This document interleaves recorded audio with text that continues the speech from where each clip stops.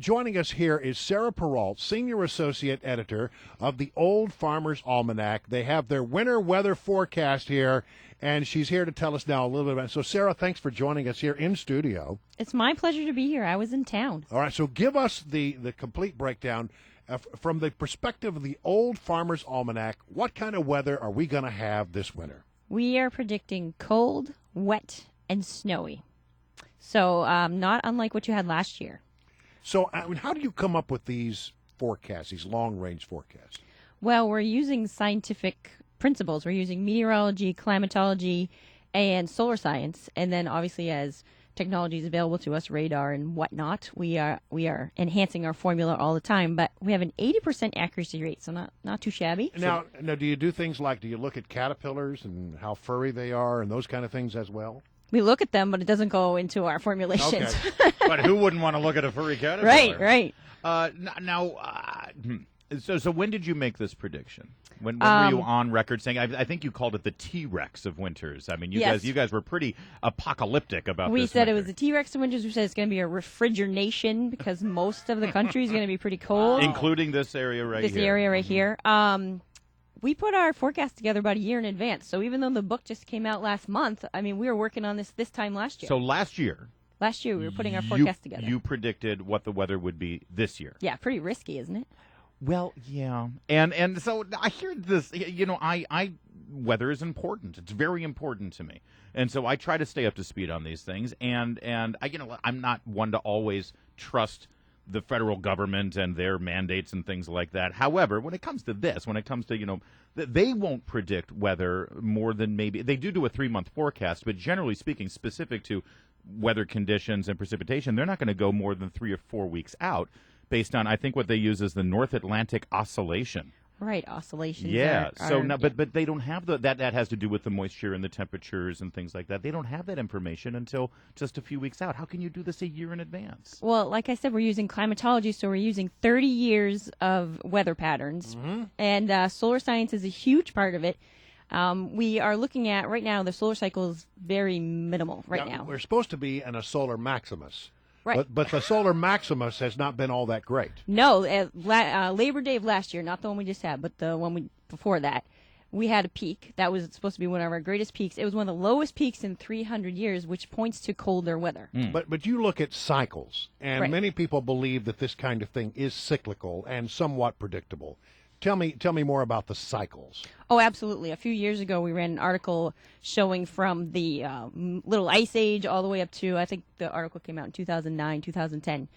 And you could see in 20 years, hot weather. 20 years after that, cold weather. 20 years hot. I mean, it just is such a cyclical pattern. It's unbelievable. Really? Okay. Really. And so now, so the question then is, where are we in the cycle? Because last winter was pretty heavy. We had some pretty heavy snowfall late into the winter. Was that in line with your prediction at the Farmer's Almanac? Right, because we're in a low solar pattern. So low solar pattern, little activity, lots of cold, lots of snow. And then a year before that, very mild winter. That's right. So that was the end of the cycle.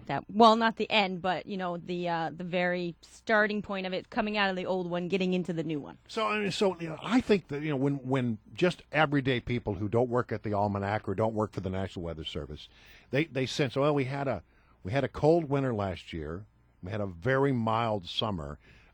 Sort of your instinct, your intuition, your feeling is, it's going to be a cold winter this winter. It's because we have, maybe even unconsciously, we know that these weather patterns move in cycles. Well, and your trick knee, of course. Yes, my trick knee. Yeah. Right, and our caterpillars up in New Hampshire. Right. So all those things put together, we can tell you what the weather's going to be. But I mean, people sort of get this intuitively, don't they? Oh, absolutely. And when we're wrong, we say we're wrong. And when we're right, we definitely say we're right. Oh, yes. And so now, right here, a stone's throw away from WMAL right here is the National Oceanic and Atmospheric Administration. Over in Silver Spring. It's in College Park, right? And their bigwig over there, one of their bigwigs, is this Anthony Artuza. He calls himself a meteorologist or whatever. And he says, specifically in response to the Farmer's Almanac prediction, he's being kind. He says, we don't see anything right now that would suggest it would be really a brutal winter. Based on everything he's seeing, the El Nino or La Nina patterns and the North Atlantic oscillate, he says, you guys are wrong. Yeah, we get a lot of poo-poo from the big weather forecasters, but I mean, we do work with a meteorologist. We're not sitting in the office throwing darts at a map. Right. We have a meteorologist that we work with who puts these formulas together and crunches our numbers, and I mean, that's how we're working. And you think your record, if you put it up against the National Weather Service, is better? There was a study done a few years ago, and yeah, it is better. For last year, we were slightly above normal. I love to say we were 80.6% accurate for the winter forecast. But for the summer forecast, we were way below average. We were at like 70% accurate. So we goofed up the summer, but with the winter, we were right on. And so now how do you gauge this? If you were to, on a scale of 1 to 10, 10 being, snowmageddon and your car will never start, and a 1 being, it's going to feel like a brisk fall day for most of the winter, where are you putting us? Well, it's above average, so I'm going to say 7. A 7? Yeah, so it's not going to be normal. It's not going to be horrendous. Worse than last winter? No, not worse than last winter. It's very similar. About the not same worse. as last winter. Yeah. So basically, similar. a year ago, I could have come in and told you the same during thing. last year's winter, you basically said, yeah, next winter's going to be like this one. Yeah. And I'm from New England, and people don't want to understand. Well, in New England, we're expecting below average snow, even though all the rest of the East Coast were saying above average, except New England, we're saying below average, and people are like, oh, sure. That's where you guys are. You're saying below average. Yeah. Oh, snow. I see. Yeah. All right. Larry, Yes. I can tell you're something of a skeptic. Well, Let's have this conversation in February. we will, and you may be right. Listen, you all may be right, and I may be wrong. By the way, I'm not predicting what the weather is going to be like 4 months from now or a year from now. I'm not saying that. I'm just saying that I think that it is sometimes a fool's errand to try to predict the weather that far out. By the way, where does the almanac stand on climate change, global warming, that whole We deal? do take into account climate change is happening. We never use the words global warming, but we know climate change is happening, and we do take that into account with the forecasting, which we didn't really do 20 years ago. But have you guys taken a stand in terms of carbon emissions and how it may affect global warming and all that stuff, or do you leave that to the politicians? We leave it to the politicians. We like to be useful with a pleasant degree of humor, so we're we trying go. to stay You know even what? keel. That could be the motto of Mornings on the Mall with Brian and Larry. Useful. Useful with a Pleasant degree of humor. pleasant degree of humor. Yeah, that's it. That should be our new.